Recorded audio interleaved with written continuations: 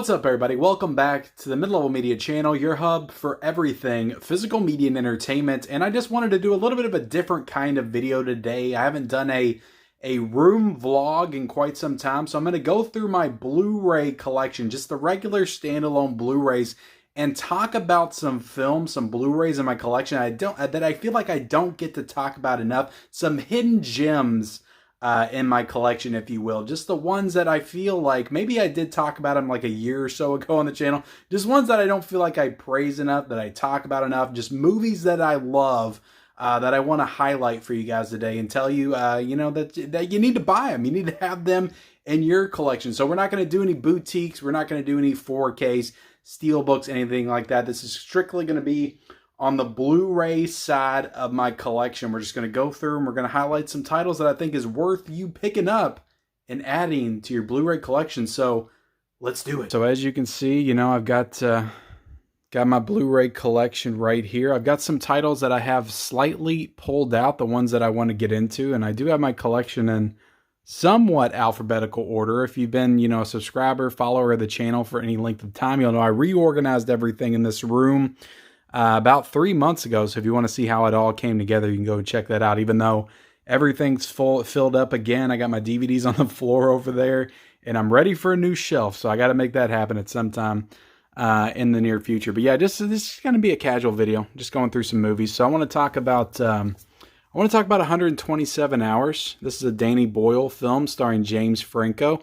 I really enjoyed this movie, and again, I'm pretty sure it was nominated for Best Picture when it came out. It's a really cool movie, though. It's based on a true story about this adventurous outdoorsman. He gets stuck in a canyon, and a boulder falls on him, and he gets stuck down there. So it just kind of, goes through his situation, stuck down there in that hole. And it's a pretty cool little movie. It's very claustrophobic. It's very suspenseful, and I enjoy this one a lot. So 127 Hours is a movie that I do like. It's a good Danny Boyle film. He's a very prolific director, and he does a lot of diverse, different types of films. So I got to talk about A 40-Year-Old Virgin real quick. I didn't plan to talk about this one, but I love this movie so much. It's probably top 3 comedies for me. It might be my favorite comedy of all time. I love The 40-Year-Old Virgin. I love comedies. It's just they don't come out with good ones anymore. American Animals. I feel like I have talked about this one on the channel, but not really in depth. And yeah, this is a really good one. This one came out in 2018. It's got a great cast. It's got Evan Peters in it. So it's got Quicksilver himself. It's got the guy who plays, who's going to play the Joker in the Batman movies coming up, Barry Keoghan. He's great in the movie as well. It's a really interesting movie about a heist in a Kentucky college, I'm pretty sure, and it's based on a true story. And what's interesting about this movie is they're heisting paintings, or stealing paintings. But what's interesting about this movie is just the way that it's structured and laid out there. It's almost like part documentary, part movie, part cinematic film, because it's going back and forth between the real life people that did the heist and the actual actors in the movie that are playing them. So it's really cool. I've never seen any other movie do anything like this, and I highly recommend this movie. It's not a very traditional movie, so don't expect that going in. Again, it's very jarring, kind of how they cut back and forth, but it's really cool how they do it. It doesn't really take you out of what's going on, and the actual heist itself is probably the most tense heist sequence I have ever seen on film. Like that sequence is so incredibly tense, just the way that they do it and pull it off. So highly recommend. Again, it's not traditional at all, so don't expect like a traditional Ocean's 11 type heist film. That's not what it is. I would call this like the anti Ocean's 11. So American Animals is fantastic. I highly recommend you check that out. Also, Blind Spotting. I feel like I have recommended this one before. This one came out in 2018 as well. And it's starring Daveed Diggs and Rafael Casal, who I think also wrote the film, directed by Carlos Lopez Estrada. But just how this movie tackles like social and racial issues in like today's world, it delivers it in a way that's not very heavy-handed at all. It's very kind of, it's almost lighthearted in its tone. It's kind of a comedy at some points, but then when it gets dramatic and dark, it gets really dramatic and dark and just really goes for it. So I think that this is just one of the best films that came out that year in 2018. This movie came out around the same time as Black Klansman came out, and Black Klansman gets all the praise and all the credit, and they both dealt with similar themes in similar ways. I think this movie is so much better the way that it tackles those themes. Again, it does it in a way that's not very heavy-handed at all, but this movie got nothing. It got no credit at all. It didn't get any Oscar nominations. It absolutely should have. It should have been nominated for Best Picture that year. It is that good. Check out Blindspotting if you haven't already. It's also got Ethan Embry in it, which I don't think he's on the back, but he plays the cop in the movie. He's great in the film. So yeah, the kid from the Vacation films and Can't Hardly Wait and stuff. So he is definitely great. Speaking of Can't Hardly Wait, I love this movie. This is definitely my favorite high school teen party movie of all time. I love that I got this with the slipcover. This came out from Mill Creek, I think, back in 2017, 2018. I jumped on it immediately. I love this movie so much. It's one of my favorites from my childhood. I'm pretty sure I still got that on VHS somewhere. Contact, I praise this film so much. I know I've talked about this before, at least wanting to get a 4K. I'm pretty sure that was in my video earlier this year where I talked about titles that I want to come to 4K, but Contact is an incredible science fiction film with some incredible performances. It's incredibly dense as well. Like the science fiction, the type of sci-fi that this introduces into the genre. I feel like a lot of movies are doing that now, like Interstellar, like Arrival.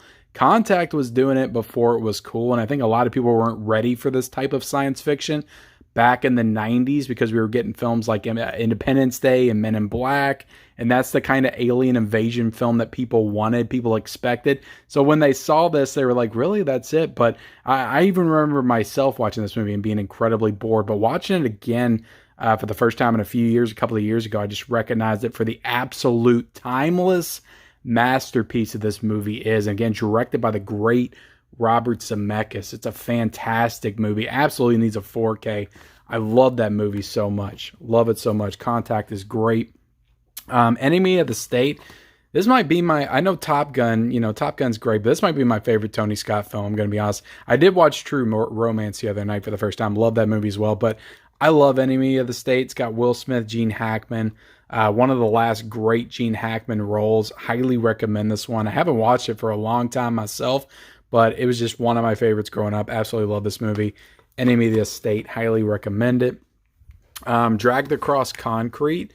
I think you need to get this in your collection. This is a hell of a movie starring Vince Vaughn and Mel Gibson. This is directed by the same guy that did Bone Tomahawk and Brawl and Cell Block 99. It's a great movie. It's a little bit long. It's like 2.5 hours. It's got a scene in it that honestly, like legitimately, not a lot of stuff really shocks me in movies anymore. This has got a scene in it that absolutely is just shocking and will floor you. But it's a great film. Mel Gibson and Vince Vaughn have a great dynamic. It's got a great cast. Michael Jai White's in this movie as well. Highly recommend it. Craig S. Zoller just has such a style, such a unique style to him, and I just love everything that he's done so far. Can't wait till he gets another film out there because I feel like it's been way too long. And I'm trying to, where am I at now? I don't feel like I have a. Here we are. Nocturnal Animals. Nobody really talks about this film, and they really should, if only for the opening like 2 or 3 minutes of this movie. And if you've seen it, you know exactly what I'm talking about. But that aside, this is an excellent film directed by Tom Ford and written by Tom Ford, who is actually a clothing designer. So I don't know how he got into filmmaking, but he's made 2 films. This is such a great movie. It is very disturbing. It's got Jake Gyllenhaal, Amy Adams. It's got Kick-Ass in it. I'm trying to remember his name off the top of my head. Aaron Taylor Johnson, who's also Quicksilver. So we got another Quicksilver here. It's got Michael Shannon in it. It's an incredible movie. Isla Fisher is in this movie as well. I love this movie. It's a great thriller. It's extremely dark. It's almost horror in nature. Yeah, absolute great movie that not enough people talk about. And it's a really tense movie. Again, it leaves you on the edge of your seat the entire time. Jake Gyllenhaal, everybody is great in this movie, and I highly recommend Nocturnal Animals if you haven't seen it. The Place Beyond the Pines is a great movie as well. This is directed by Derek Claire France, who I think also did Blue Valentine with Ryan Gosling and Michelle Williams, which is another great movie that I don't have in the collection. But this has Eva Mendes, Ryan Gosling. I'm pretty sure they met on this movie, and that's how they kind of started dating and are now husband and wife. It's got Bradley Cooper. It's got actually forgot it had Ray Liotta in it. So R.I.P. late Ray Liotta. The late great Ray Liotta is in this film. But yeah, this is a really cool movie. It's kind of set up in like 3 parts, and just the way that they tell this story, I will admit right now, the last part, the 3rd act of the movie, isn't the best. It's definitely not as good as the first 2 acts, but the first 2 acts are incredible, especially the first one. Is really awesome. So really unique way to tell the story, and I really dig The Place Beyond the Pines. Really highlights, like, Ryan Gosling was so on fire from like 2010 to 2018 when he did First Man. Like, the dude has an incredible filmography, so many great movies in that time span from Ryan Gosling. I also got Prisoners right here. I feel like I have talked about this one frequently on the channel, but I don't know. I go back and forth between this and Enemy as my favorite Denis Villeneuve film. I definitely want him to get back to more of this type of filmmaking. Just these more like grounded, like character films. Just like kind of real life films. This stuff that feels like it could happen in the real world. I don't feel like he's had a grounded movie in quite some time. He did Arrival, Blade Runner. He's kind of stuck in that science fiction genre right now, which is fine. He's doing a great job. He's doing Dune 2 soon. But I really want him to get back to grounded stories like this, because Prisoners, like, when he does movies like this, he does them like nobody else. This is such a stunning film that as a parent will like just legitimately mess you up. But Prisoners is awesome. Highly recommend that movie. Revenge, I do not talk about this one enough, and it is one of my favorite movies from the past, I don't know, 5 years. Like, it came out in 2018. I am just waiting for the next film from this director. I'm trying to remember her name off the top of my head. I used to know it because I used to talk about this film a lot. Used to post about it. Coralie Fargeat, which I'm sure I'm saying that wrong, but it's a French filmmaker, female filmmaker. She did such an incredible, and look at that, it's right there on the cover. She did such an incredible job directing this movie. She's another one like Craig S. Zoller that has such a unique style, and I'm pretty sure it's S. Craig Zoller. I was saying that wrong the entire time. She has such a unique style to her. I am chomping at the bit, salivating for her next film, because she did such a good job with this one. It's a revenge film. It goes along with all the tropes of the genre, all the I Spit on Your Grave, Last House on the Left, all that stuff. It is in the same vein as those movies, but just the style that she brings to this film makes it something unique and very different.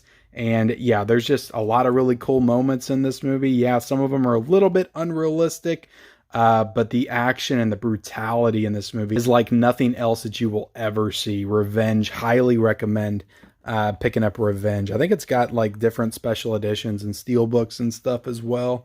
Let's go down here and talk about this little movie. I feel like I've talked about this one as well, but I love Sing Street so much. And nobody talks about this. Nobody talks about this freaking movie. And it's so great. Like, it just has that 80s, it just captures that 80s aesthetic and tone so well. Like, the soundtrack in this movie, it's all original songs, and they are all bangers. Like, they are all incredible. The fact that this, the music in this movie didn't get nominated for an Oscar for Best Original Song just still blows my mind. It's borderline offensive. But Sing Street is great. If you have not seen this movie, it was my favorite movie of all of 2016. And 2016 was a great year for movies. This is my favorite movie. So definitely watch Sing Street. Just a really awesome, like, 80s throwback coming of age story with great music. It's just, you cannot watch this movie without getting a smile on your face. It's so incredibly uplifting. I just cannot recommend. If you're in a bad mood, if you're in a down mood, if you're feeling a little bit down and depressed, in the dumps, this one will definitely pull you out of it. I cannot recommend to you guys enough to own Sing Street, and hopefully it gets some kind of special edition. It deserves like a Criterion or something. It needs it. Another one that needs like a Scream Factory is You're Next. You're Next is freaking awesome. It's one of my favorite home invasion slasher movie that's come out in the past 10 years. I love this movie. Came out in 2013, I believe. It's directed by Adam Wingard, who also did The Guest and, Godzilla vs. Kong and the Blair Witch reboot. But this was his first movie, and it is a absolute banger. Like, the kills in this movie are fantastic, but the thing that really just elevates this film is this actress right here, Sharni Vinson, who is fantastic as the final girl, quote unquote, final girl in this movie, because she's honestly a little bit more badass than the actual villains of the film. She is so great. One of the best, like, it just took one movie to elevate her to the point where she's like a Sarah Connor, like a Ripley. Like, she's up there on their level with just one movie. She is so badass in this film. But You're Next is awesome. Gotta recommend You're Next. Great movie. The Suspiria remake. This is an example of how to do a reboot right. You just make it so tonally, aesthetically different from the original. Like, they could not just straight up remake Suspiria. Like, they had to do something different with it. The score in this is incredible by Thomas York. Incredible score. The first one has an incredible score. Just the filmmaking is just so wild and dreamlike and out there. It's very unique. It's like the original in that respect, just visually stunning, but in a completely different way. And Dakota Johnson in this movie and Tilda Swinton gives some great performances, but especially Dakota Johnson. She is mesmerizing in this film. I love her in this movie, but Suspiria Remake is absolutely awesome. And I do have I think it's a Korean release of Suspiria. This was the first copy of Suspiria that I owned. I do have the Synapse 4K though. All right, let's move over here. I'm scooting across the carpet. I'm on the floor right now to give you an idea of what I'm doing. But we'll get into my last couple recommendations here. This is 3 Billboards Outside Ebbing, Missouri. And this was nominated for Best Picture in 2018. I think it came out in 2017. Really cool embossed slipcover. I don't think I realized this had an embossed slipcover or not. But this is the Blu-ray. It does have a 4K. I really dug this film a lot. Woody Harrelson, Frances McDormand. It's got Sam Rockwell, who gives a stunning performance in this movie, maybe the best of his entire career. Frances McDormand is great in this film as well. I'm pretty sure she won Best Actress for this movie. I'm a little sore about that because I do think that Margot Robbie should have won for this year. She's great in the movie, but I think Margot Robbie was a little bit better in her performance, but I still love the movie. It's a great movie. Let's talk about Unhinged. This movie was a huge surprise. This one came out right in I think like 5 months after the pandemic started. They were trying to re-release, put movies out in the theaters. And I think this was the first like big movie that they put out in the theaters. This one came out before New Mutants. And I didn't go see it. I just thought it was going to be like a generic, like, road rage movie. Just nothing special about it with Russell Crowe. Kind of like a straight-to-video title in the theaters. That's kind of what I thought it was going to be. But I watched this at home. And man, oh man, did this movie deliver. Russell Crowe is so good and so menacing in this movie. It's almost like a road rage slasher film. But I love this movie. He is great in this film. I cannot recommend this one enough. Like, it's a great, if you're looking for a good, like, modern day slasher film, this is definitely up there. This is a great movie. And again, I don't feel like it was sold as like a horror movie, but I absolutely watched this movie as a horror movie. Great slipcover on this Blu-ray as well. So I think that's all I'm going to recommend to you guys today. Like I said, I'm on the floor right now, so I'm shooting from below, but appreciate you guys watching. I just, wanted to change it up, do something a little easy, but also a little different for you guys. So let me know how you like it in the comment section below. Subscribe to the channel, like the video, comment down below, whatever you guys want to talk about, my recommendations. Are you going to purchase them? Definitely purchase everything I talked about. I'll try to link everything down below in the description. And yeah, follow me on all my social media accounts and turn on the bell notifications. I'll see y'all later.